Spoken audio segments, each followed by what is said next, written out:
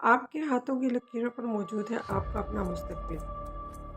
जिस उभार के मुतालिक आज मैं आपको बताने लगी हूँ वो है मुश्तरक उभार। मुश्तरक उभार पर मौजूद लकीरों का ताल्लुक आपकी कामयाबी, माली मामलात और किसी हद तक लव, मैरिज और कामयाब ज़िंदगी से जुड़ा है। इस उभार पर मौजूद स्क्वायर का निशान इस बात को ज़ाहिर करता है कि ऐसे शख्स की किस्मत में मल्टीपल प्रॉपर्टीज़ होती हैं। उभार पर मौजूद ट्रायंगल का निशान गवर्नमेंट जॉब हासिल करने में आपके लिए मददगार साबित होता है।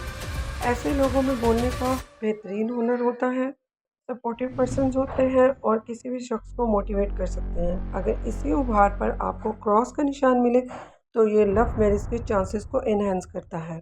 ऐसी ही इंटरेस्टिंग वीडियोस के लिए हमसे जुड़े रहिए।